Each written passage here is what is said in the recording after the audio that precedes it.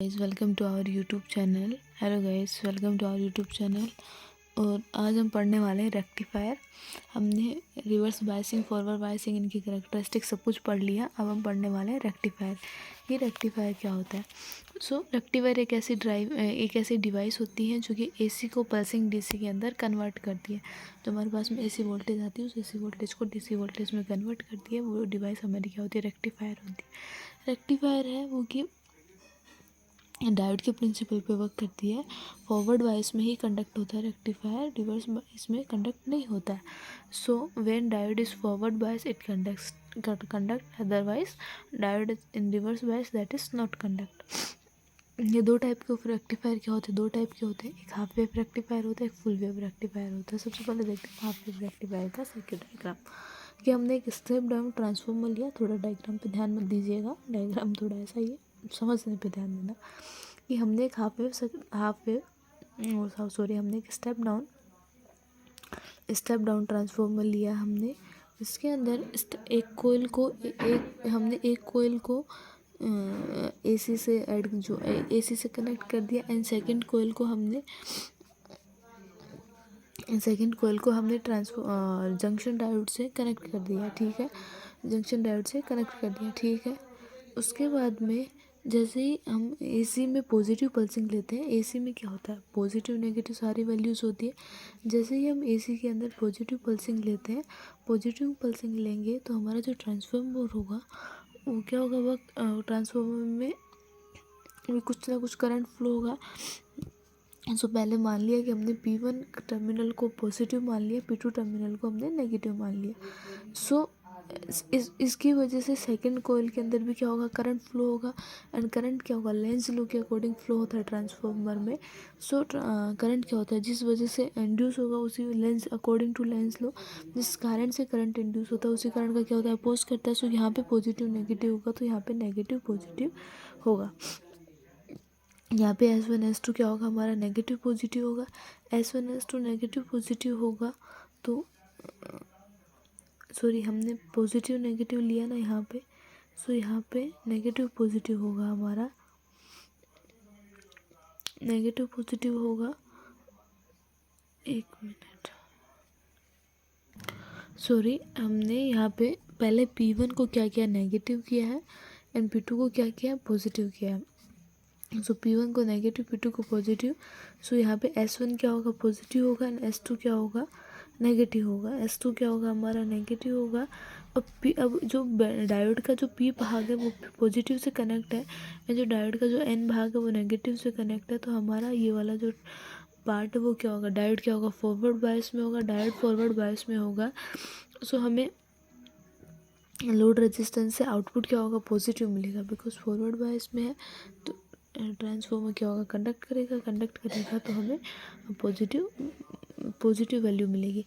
Similarly secondary हम इसको positive करते हैं, इसको नेगेटिव करते हैं, इसको पॉजिटिव, इसको नेगेटिव करते हैं। तो यहाँ पे क्या होगा? ये नेगेटिव होगा, ये पॉजिटिव होगा, ये नेगेटिव होगा, ये पॉजिटिव होगा।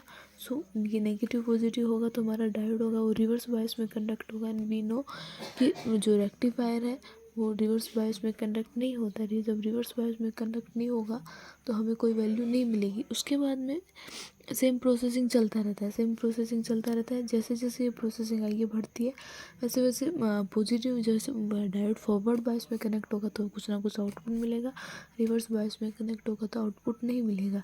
तो सिमिलरली हमें केवल और केवल आधी वेव के लिए ही रिजल्टेंट मिल रहा है, आधी वेव के लिए कोई आउटपुट नहीं मिल रहा है। पॉजिटिव, जैसे वेव पॉजिटिव साइकिल में होती है हमें आउटपुट मिलता है, जैसे वेव नेगेटिव होती है हमें आउटपुट नहीं मिलता है। हम इसकी वर्किंग देखते हैं कि फ्रॉम पॉजिटिव हाफ साइकिल के लिए, positive half cycle of input AC के लिए, एसी ए इज़ पॉजिटिव तो diode is negative, diode is forward biased and it conduct होगा। जब डायोड फॉरवर्ड बायस में होगा तो क्या होगा? कंडक्ट होगा। This half cycle appears in the output, उसमें क्या होगा? आउटपुट मिलेगा। Similarly for negative half cycle of AC, A is negative, D is positive, so diode is reverse biased and it does not conduct, so this half cycle does not appear in the output. In this way half of alternating current converts to DC इसका इस तरीके से जो आधा AC है वही क्या होगा DC में कन्वर्ट होगा। So this is called half wave rectifier. इसको हम क्या बोलते हैं, हाफ वेव रेक्टिफायर बोलते हैं। इसका जो एफिशिएंसी होता है, हाफ वेव रेक्टिफायर का जो एफिशिएंसी होता है, it is the ratio of output DC power to input DC power का क्या होता है, रेशियो होता है। सो एफिशिएंसी को हम ईटा से डिनोट करते हैं। So this is eta is equals to output of DC power P output upon P input is equals to 40.6%। ये हमारा ग्राफिकल डायग्राम है कि हमारे पास में अल्टरनेटिंग करंट ऐसा है, हमने ऐसा इनपुट दिया है, बट हमें output only and only half wave के लिए ही मिलने वाला है, नेगेटिव हाफ साइकिल के लिए आउटपुट नहीं मिलेगा। उसके बाद में हमारे पास में आता है अगला full wave rectifier. Full wave rectifier में क्या होता है,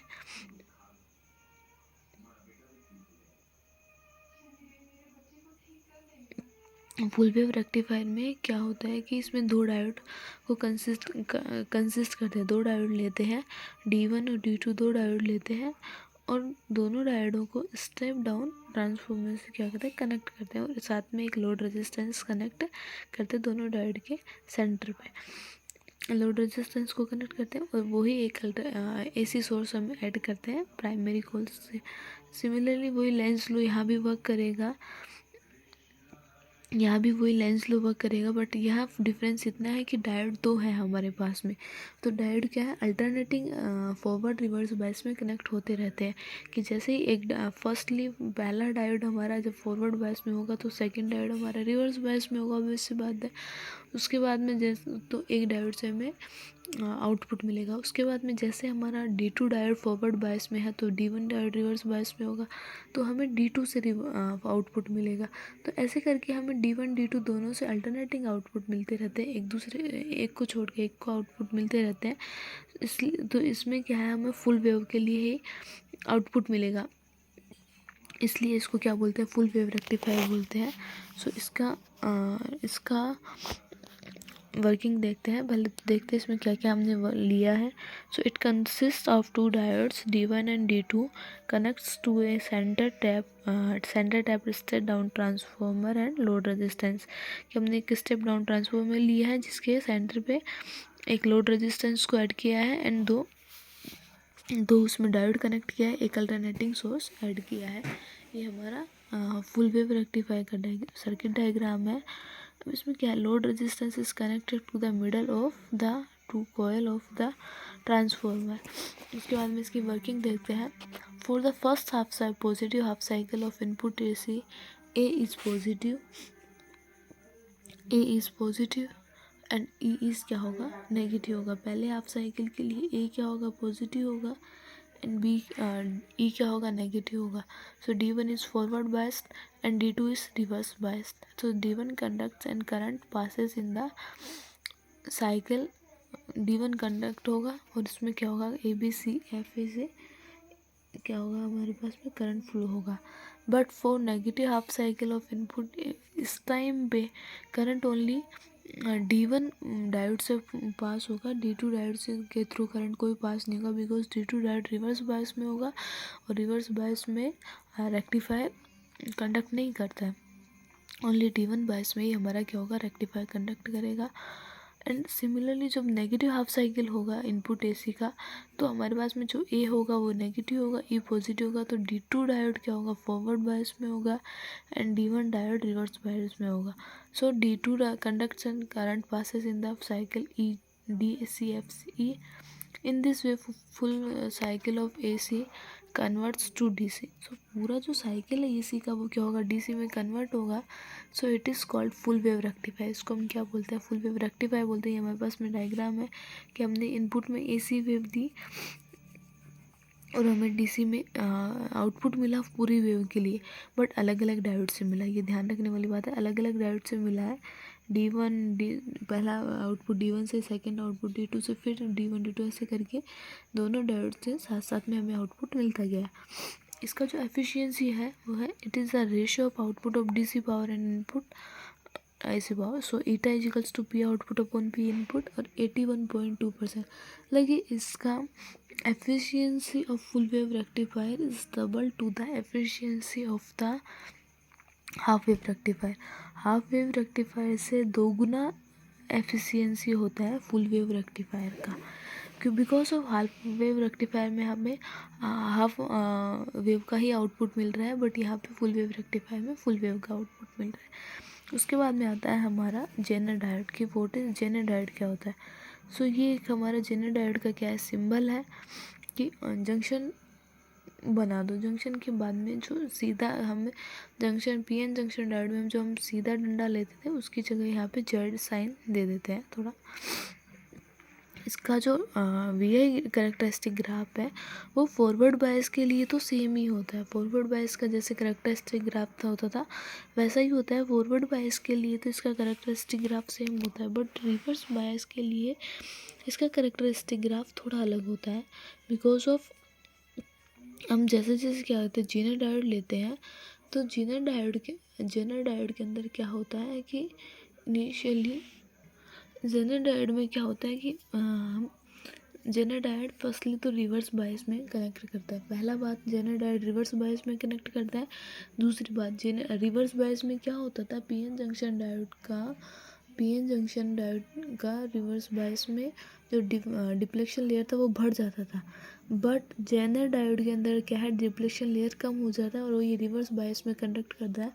डिप्लेशन लेयर कम इसलिए होता है कि इसके अंदर highly doped PN junction diode लेते हैं अपन। हाईली डोप्ड मतलब इम्प्योरिटीज़ बहुत ज़्यादा होती है।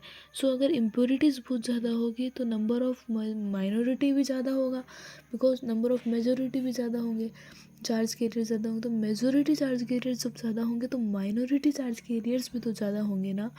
तो जो पीएन जंक्शन डायोड जो जेनर डायोड को रिवर्स बायस में कनेक्ट किया जाता है, सो मेजॉरिटी चार्ज कैरियर की वजह से माना कि डिप्लेशन लेयर इंक्रीज होता था रिवर्स बायस के अंदर। पॉजिटिव को अट्रैक्ट करता था, नेगेटिव को अट्रैक्ट करता था। बट हेयर केस डिफरेंट है कि यहाँ पे माइनॉरिटी चार्ज कैरियर ज़्यादा मात्रा में है तो वो अट्रैक्ट तो करेगा, बट अट्रैक्ट करने से पहले नेगेटिव पॉजिटिव को रिपेल भी तो करेगा ना भाई। नेगेटिव को रिपेल करेगा, पॉजिटिव को रिपेल करेगा, वो भी तो करेगा। सो यहाँ पे माइनॉरिटी चार्ज कैरियर ज़्यादा है तो नंबर ऑफ पी पार्ट में तो इलेक्ट्रॉन ज़्यादा होंगे एंड एन पार्ट में होल्स ज़्यादा होंगे। तो एन पार्ट में होल्स ज़्यादा होंगे तो जब एन और रिवर्स बायस क्या होता है, एन पार्ट को पॉजिटिव से जोड़ते हैं, पी पार्ट को नेगेटिव से जोड़ते हैं।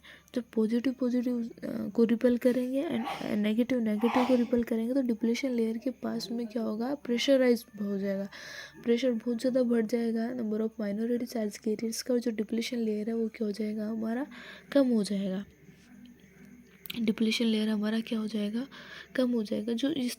तो जो रिवर्स बायस है, रिवर्स बायस में इनिशियली तो करंट क्या होगा, कम फ्लो होगा। जैसे इनिशियली जो करंट होगा वो हमारा कम फ्लो होगा because of due to minority charge carriers की वजह से। बट जैसे जैसे हम वोल्टेज बढ़ाएंगे तो एक टाइम ऐसा आएगा कि हमारा वोल्टेज इतना बढ़ जाएगा कि उस टाइम पे जो करंट है वो बहुत ज़्यादा लार्ज करंट फ्लो होगा, और जेनर डायोड क्या होगा, वर्क करना स्टार्ट हो जाएगा।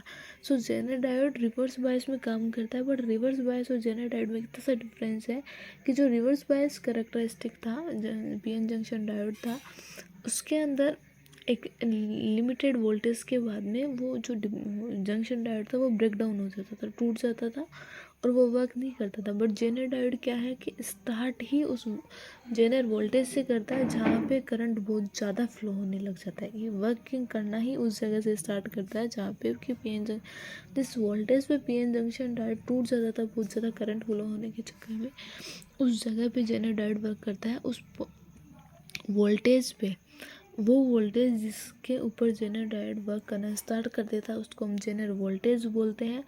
और वो जो हाईली और ऐसा वोल्टेज जिस पे कि जेनर डायोड के अंदर हाईली लार्ज करंट फ्लो होना स्टार्ट हो जाती है, उस वोल्टेज को जेनर वोल्टेज बोलते हैं। उस वोल्टेज पे आने के बाद ही हमारा जेनर डायोड वर्क करता है। सो जेनर डायोड में मोस्ट इम्पोर्टेंट बात क्या है, जेनर डायोड में सबसे पहले डिप्लेशन लेयर की जो लेंथ है वो कम होती है, डिप्लेशन लेयर डिक्रीज होती है। Second, Zener diode reverse bias में काम करता है। Third, Zener diode Zener voltage के बाद में टूटता नहीं है, जेनर डायोड वर्क ही जेनर वोल्टेज के बाद में करता है। सो हमने यहाँ पे 2 क्वेश्चंस के फॉर्म में इसकी वर्किंग लिखी है कि how Zener diode is fabricated. So Zener diode is fabricated by heavy doping p and n sides of the junction. कि जेनर डायोड के अंदर हैवी डोपिंग होती है। एंड सेकंड क्वेश्चन है हमारा what is the advantage of heavily doping, कि heavily doping का advantage क्या है। So due to heavily doping depletion layer formed is very thin, कि जैसा मैंने बताया डिप्लेशन लेयर क्या होगा, बहुत थिन होगा।